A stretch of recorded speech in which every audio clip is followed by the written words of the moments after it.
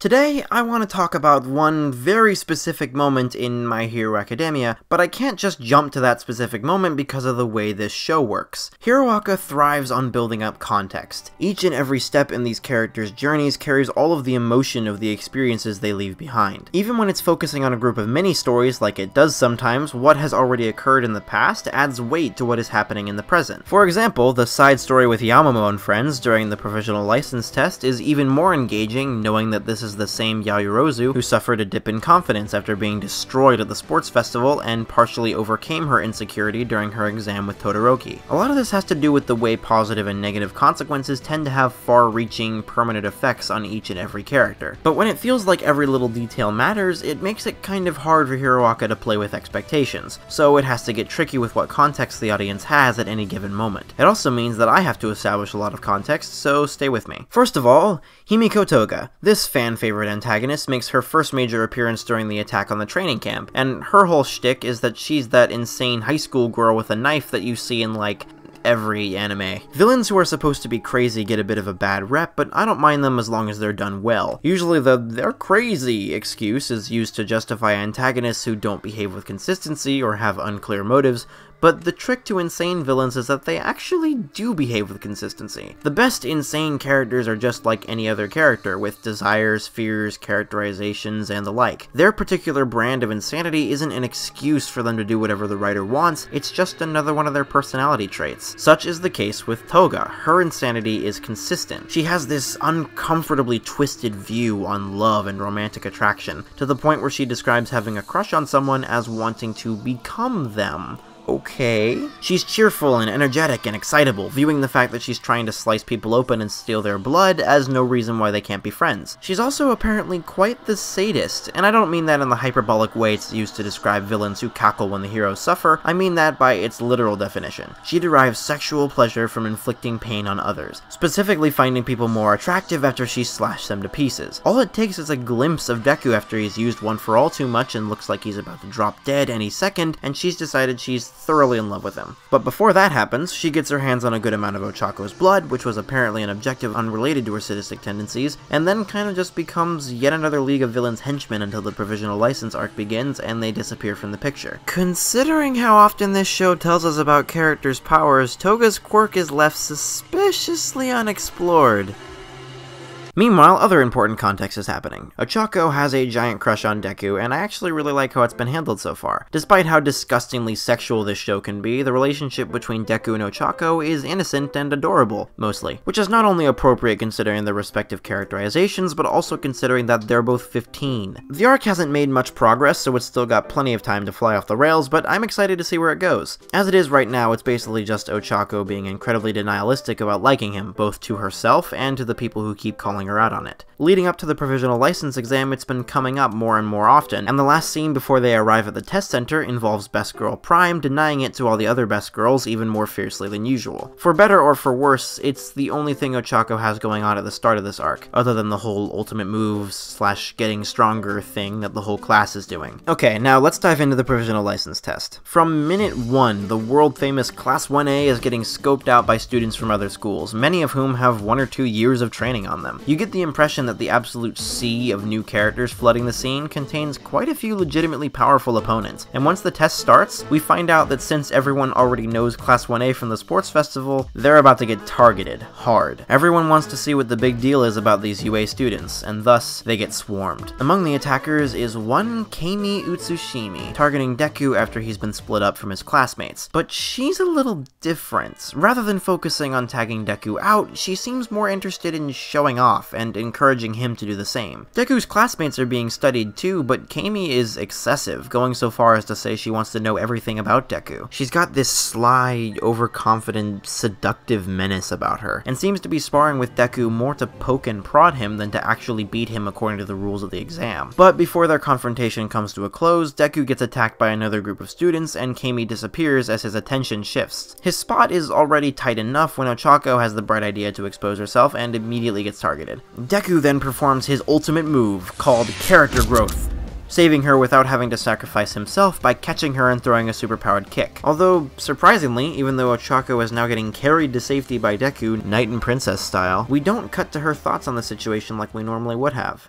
Huh. Once they've safely escaped, Ochako apologizes for her apparent incompetence, and as you might expect, Deku's super polite about it, not blaming her for a second. But then Ochako blushes a little. Music kicks in, and it's soft piano? Yeah, heartfelt, melodramatic piano as Ochako stares at Deku. For a split second, you think, really? We're doing the romance thing now, in the middle of the exam? Then the music goes sour. All of a sudden, Ochako is reaching over to tag Deku out, meaning this whole thing was a fake out. That's not Ochako.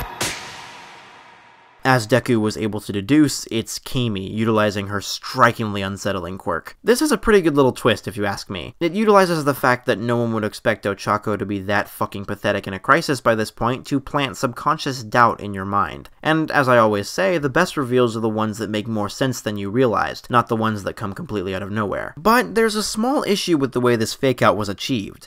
The music. Storytelling is by nature manipulative. It aims to draw a certain emotional response from the audience, and music is a big part of that. The score of any given moment or scene is going to give you a general idea of what kind of emotions and impressions the filmmakers are trying to leave you with, because it's used as a direct manipulatory device. Take, for example, this random footage of me eating a Hot Pocket in my kitchen. Without music, it's awkward, quiet, sluggish. It could be a good comedy beat if you were to smash cut to it right from something super intense or noisy. But then, say we add music to the raw footage.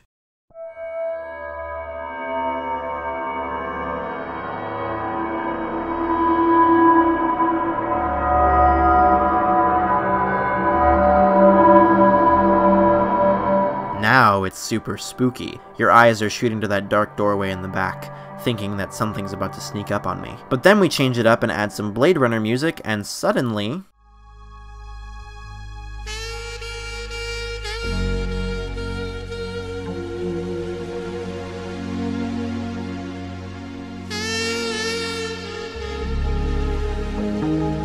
it's somber, reflective, melancholic. You start to notice how alone I am in that kitchen, and how distant my eyes are, as though I'm lost in thought, reflecting on a tragic memory. Anyway, you get the idea. Music is used to shape the audience's reaction to a scene. You can also do it with ironic music choices. Add super intense, epic music to something mundane or laughable, and you get a comedic effect. Juxtapose horrific imagery or tragic occurrences with an upbeat pop song, and you get a disturbing sense of unease or wrongness. But whether you're being direct with what your score is telling the audience, or being sarcastic, for lack of a better word, the music should never outright lie to the audience. Not only does this often separate the audience from the characters, but there's also just something about music's place as this omniscient guiding force, both consciously and unconsciously influencing the audience's perception of the story, that makes it feel far too manipulative if it's dishonest. Yes, manipulation is necessary in storytelling, but when you're too blatant and forceful with your control, it can mean the difference between gently guiding your viewers and jerking them around. The audience likes to be surprised, but it does not like to be fucked with. To show you what I mean, let's look at an example of honest music, and also one of the more talked about examples of good film scoring in general, the Steven Spielberg film Jaws. We'll get back to the shonen anime in a minute, I promise. In Jaws, there's a scene a little ways into the movie where the entire beach is on high alert for this shark that's been killing everyone. By this point, the shark's musical theme has been well established. You've definitely heard it in your life at some point, and it's playing in the background right now. But when someone spots a fin in the water and all the beachgoers evacuate, that classic theme doesn't play. Why? Because it's not the shark, it's a kid playing a prank with a rubber fin. Then the real shark shows up like a minute later and the theme plays. Imagine if it had played both times. That would have felt like such a cheap trick, and it would make it harder for Spielberg to guide you with the music from there on out because you'd be constantly wondering if you can even trust him. So when Kami stares at Deku and the soft piano creates a sense of longing and vulnerability, it's lying. Nothing like that has been established between Kami and Deku. Hell, they just met. And yeah, Kami's pretty weird, but nothing about her weirdness justifies that stare being construed as an emotional one. It'd be one thing if Deku had been facing her and, thinking she's the real Ochako, perceived this as a genuine moment between them, because then the music would be truthful from his perspective. But it's just Kami. The only reason it's there is to briefly trick the audience into thinking this is part of Ochako's romance arc and add punch when the music becomes all creepy and suspenseful, and thus it feels manipulative. But hold your horses there, guys. Before you call me out for structuring my entire video around a single, tiny, vastly insignificant and unimportant nitpick, Let me finish. The professional license arc isn't over. After Deku catches Kami in the act and she reveals herself, she attacks, seemingly to continue sparring with him, but ends up drawing blood from his cheek with a scratch. It seems like an insignificant detail, but they always do. After that, the real Ochako shows up to fend off Deku's attacker, accompanied by Sero, and Kami, with one last observation about how much faith Deku had in Ochako's ability to not be useless, takes off. And that's basically the last we see of her for the rest of the exam. She shows up later to wave at Deku like he's an old friend, but other than that, the show is distracted by all the other new characters it's juggling around, and also the second part of the exam, during which Kami makes no appearance. But after the exam, as Shiketsu High makes its exit, Deku approaches one of the students to ask about the trick Kami had been using to sneak up on him, which she had implied was basic training for their school. But apparently their school doesn't do anything like that, and Kami is suspiciously absent. The student says she went home early, not feeling well, but that's obviously an excuse. Then we cut to her, headed down some random alleyway, with that gunk she uses to transform falling off of her.